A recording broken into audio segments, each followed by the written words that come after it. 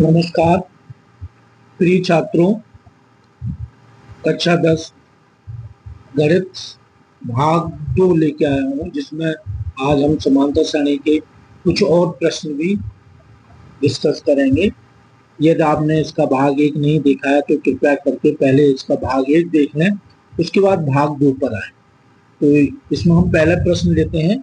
ये प्रश्न बहुत अच्छा है, इसको समझने का प्रयास करिए। यदि एक समांतर श्रेणी का 7वां पद ऋण 1 है और 16वां पद 17 है, तो उसका व्यापक पद ज्ञात कर लीजिए। तो हम मान लेते हैं,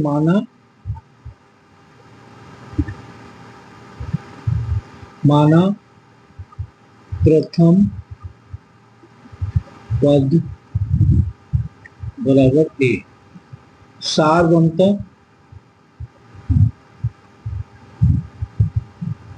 बराबर बी। ये हमने मान लिया। तो -1 है 7वां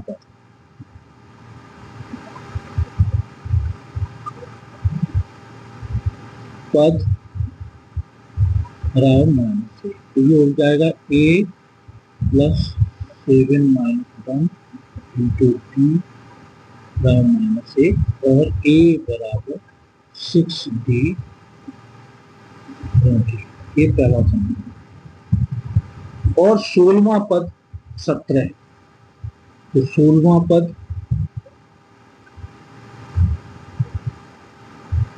बराबर 17, तो a + 17 - 1 इंटू d बराबर 17।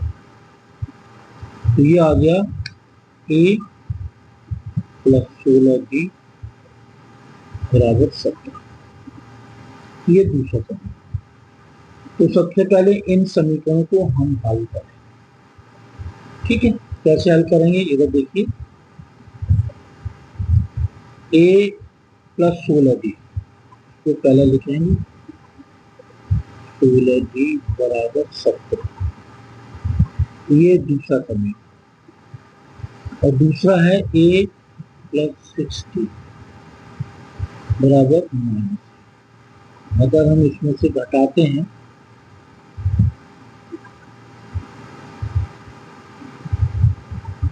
तो ये कैंसिल होगा। यहाँ पे कितना बचेगा? 10d बराबर 18। तो t बराबर 9/5। ठीक, d का मान किसी एक में हम रख देते हैं, तो क्या a निकल के आएगा? a बराबर +16 इंटू 9/5 बराबर 17 और a बराबर 17 - 144/5। तो क्या देंगे? 17 × 85 - 144/5। तो 85, 144 में 85 घटाइए तो 9 और 14 में से 8 गए 6 और 5। तो ये हो गया -69/5। अब व्यापक पद का मतलब है n वां पद। n वां पद होगा an बराबर a + n - 1 इंटू d। तो a कितना हो गया? ये हो गया -69/5 plus n - 1 into d। d हो गया 9/5। लघुत्तम ले लेंगे 5 - 69 प्लस 9n - 9। तो ये हो जाएगा 1/5 9n - 68। ये व्यापक पद होगा इसका। ठीक है, तो इसको आप समझ लीजिए। और देखिए, अब इसी में एक और प्रश्न है प्रश्न है एक चतुर्भुज के कोण समांतर क्रम में है। अब हम इस प्रश्न को लेंगे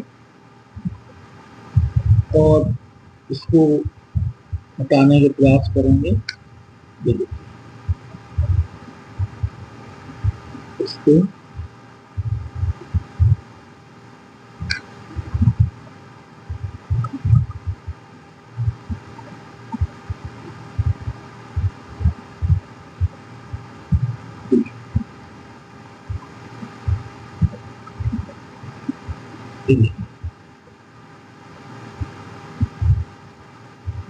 अब देखिए प्रश्न नंबर दूसरा, एक चतुर्भुज के कोण समांतर क्रम में जिनका सार्वंतर 10 है। तो हम ये कोण ऐसे मान लेंगे, माना कोण है ए, दूसरा है ए प्लस 10, तीसरा है ए प्लस 20, तीसरा है ए प्लस 30। ठीक है, ये चतुर्भुज के चारों कोणों का योग होता है 360। ये ए धन 10 और ये ए धन 20 और ये ए धन 30। तो इनका योग दिया, इनका योग होगा ए प्लस ए धन 10 प्लस ए धन 20 प्लस ए धन 30। ए बराबर 360। इसमें 4 ए हो जाएंगे, 4 ए प्लस 10 धन 20 धन 30 बराबर 360। 4 ए प्लस 60 बराबर 360। तो 4 ए बराबर 360 माइनस 60 बराबर 300। तो ए बराबर 300 बटे 10 बटे 4। तो ये हो जाएगा 75। अब पहला कोण होगा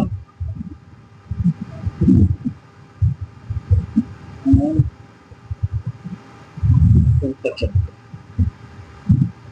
दूसरा कोण होगा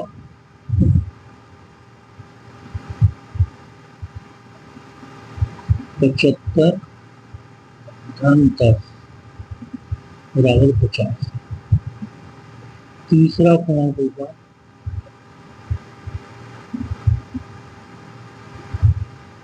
85 धन 10 बराबर 95। चौथा कोण होगा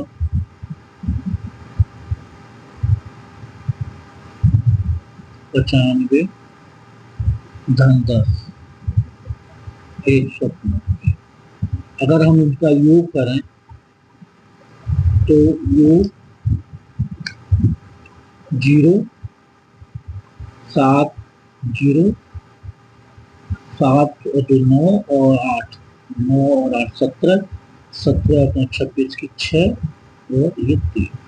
तो इसका मतलब हमारा प्रश्न सही है। तो ये हमारे आंसर हो गए।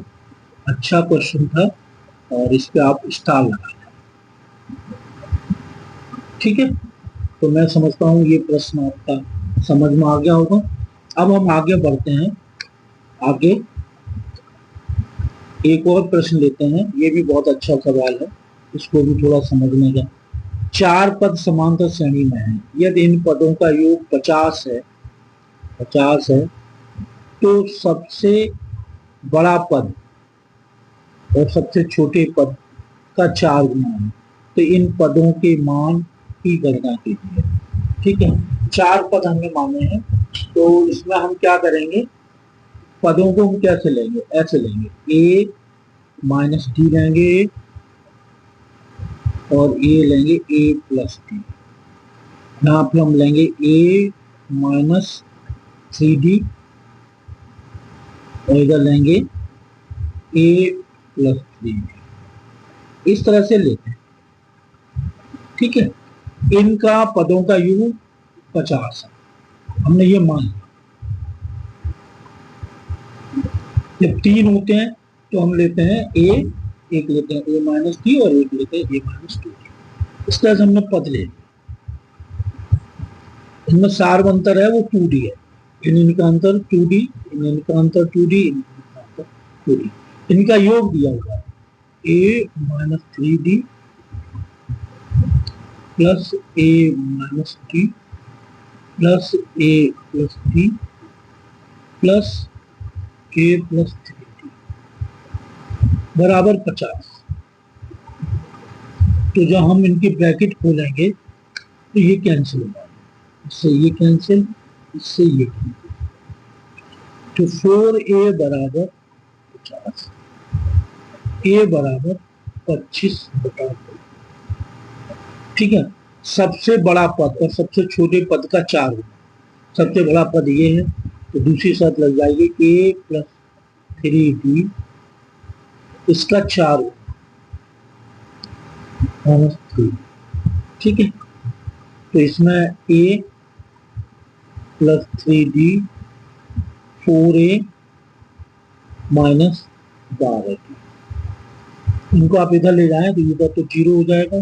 4 minus 1 a minus 12 plus 3d, तो ये हो जाएगा 0 बराबर 3a माइनस 15d। 3 कॉमन निकल गया तो 0 बराबर a minus 5d, a minus 5d, तो a बराबर 5d। ठीक है, इसका मान रख देते हैं a का, तो ये 25/2 5d, तो ये इससे कैंसिल हो गया 5 बार, तो ये हो जाएगा 2d बराबर 5 और d बराबर 5/2। तो पहली संख्या हो जाएगी, पहला पद होगा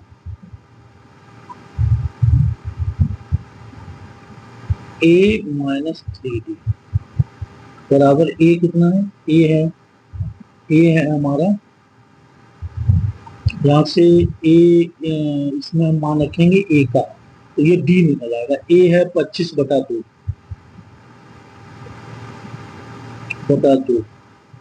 ठीक है, माइनस ये हो जाएगा -3 इंटू 5/2, तो ये बराबर 2, 25 माइनस 15, तो ये बराबर आ जाएगा 5। दूसरा पद है a माइनस 3 बराबर 25/2 माइनस 5/2, तो ये हो जाएगा 20/2 बराबर 10। इसे तीसरा पद ये होगा a प्लस 3 25/2 प्लस 5/2, तो ये हो जाएगा 30/2 बराबर 15। चौथा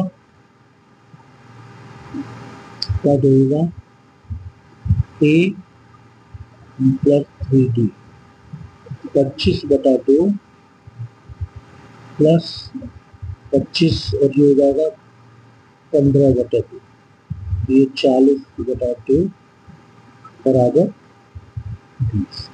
इस तरह से हमारे उत्तर होंगे 5, 10, 15 और 20। तो ये हो जाएंगे, इनका योग हो जाएगा 50 और सबसे जो बड़ा पद है तो इसका 4 होगा, तो ये हमारा आंसर है। तो मैं ये समझता हूँ ये प्रश्न आपको अच्छी तरह समझ में आ गया होगा। अब देखिए अगला, इसमें 3 संख्याएं दी हुई, तो अगला प्रश्न करने से पहले हम इसको हटा दें।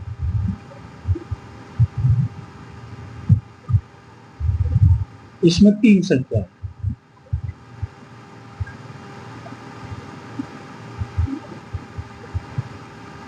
देखिए 3 संख्याएं इसमें दिया हुआ है, किसी समांतर सारणी में 3 संख्या है, तो 3 संख्याएं तो हम इसको मिलाएंगे a plus b, a minus b,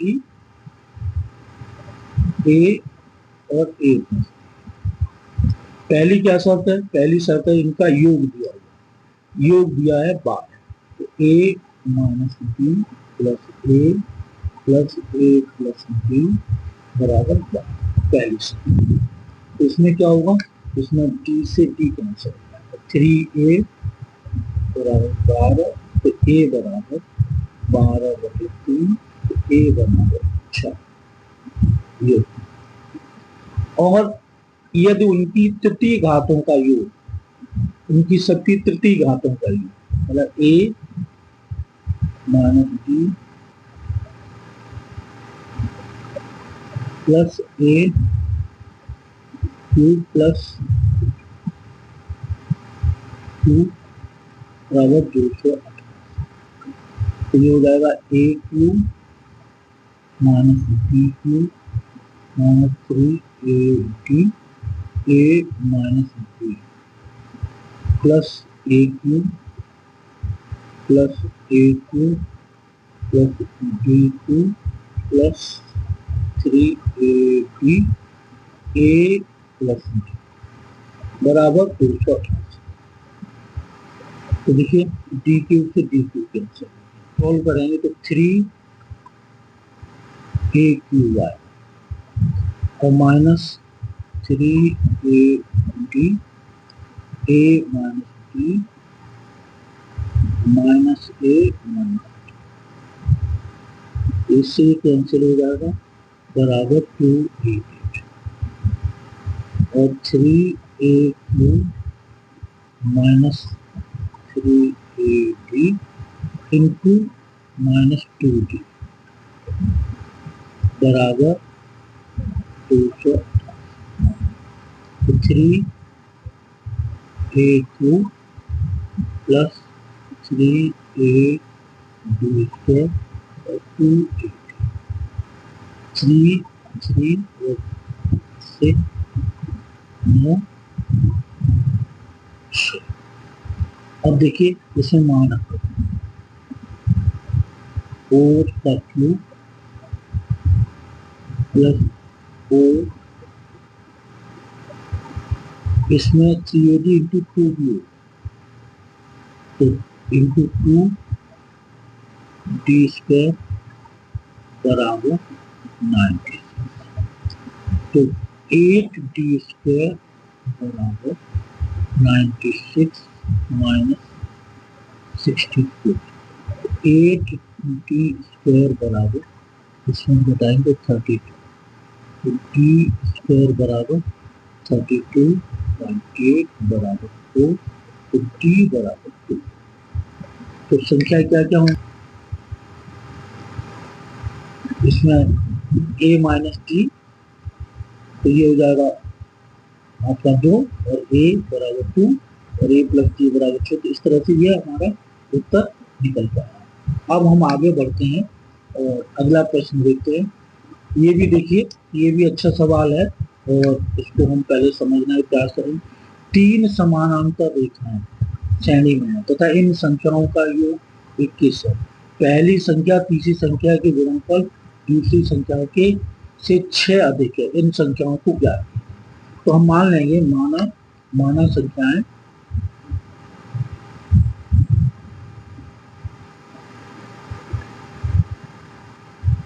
a minus b a plus,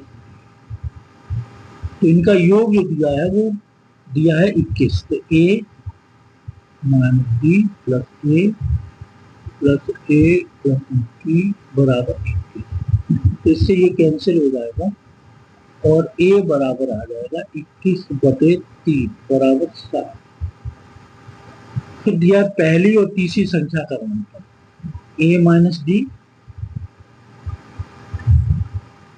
into A plus D का गुणनफल दूसरी संख्या के मान से 6 अधिक है। 6 अधिक है, दूसरी संख्या के मान से 6 अधिक है, 6 अधिक है। तो ये है ए और इसमें से हम 6 घटा दें, 6। इसको हम सरल करेंगे तो A square minus B square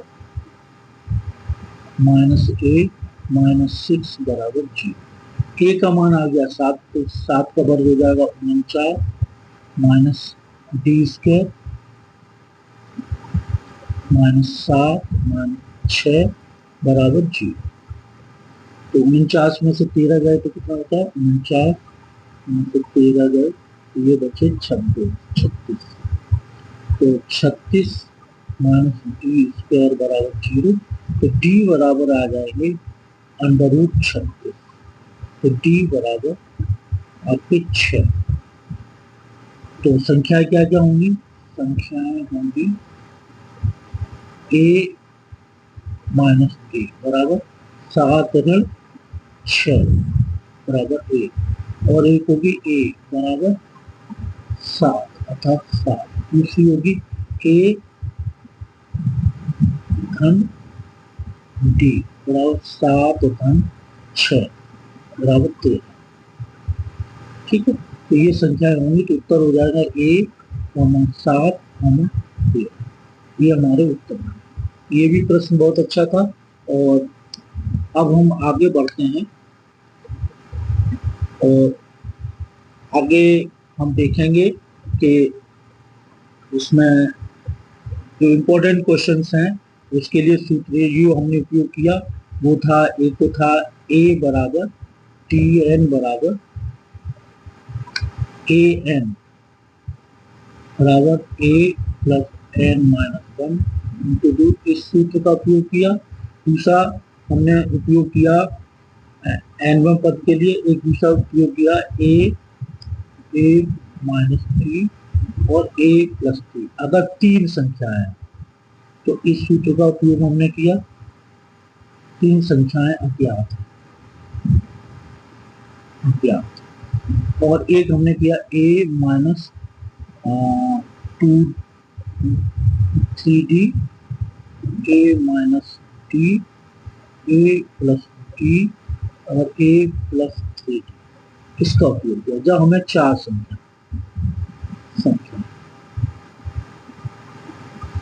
संख्याएं अज्ञात। तो इन सूत्रों को हमें उपयोग चीजों का ध्यान रखना होगा, खासतौर से ये और ये, इनको हम नहीं लेंगे। इस तरह से हम लेंगे तो हमारा क्वेश्चन थोड़ा सा गड़बड़ हो जाएगा। ए प्लस डी ए प्लस आ तो जाएगा लेकिन थोड़ा सा मुश्किल हो जाएगा। ये हम संख्याएं नहीं लेंगे, ठीक है। चलिए इसकी जगह हम ये नहीं लेंगे, ठीक है। इनको हम लेंगे A minus 3d A minus D A plus D A plus 3d, जिससे योग करने पर ये कैंसिल हो जाएगा। ये आसानी से जब हम योग करते हैं तो इससे ये कैंसिल हो जाता है, ये कैंसिल हो जाता है, ये और इससे ये कैंसिल हो जाता है। इसी तरह जब यहाँ योग करते हैं तो इससे ये कैंसिल हो जाता है, ये कैंसिल हो जाता है। तो ये चीज आपको ध्यान में रखनी होगी और ये n पद को ज्ञात करने के लिए हमने आपको बताया। तो नमस्कार, मैं समझता हूँ कि ये आपको वीडियो बहुत पसंद आई होगी। कृपया आप अन्य लोगों को भी बताएं और शेयर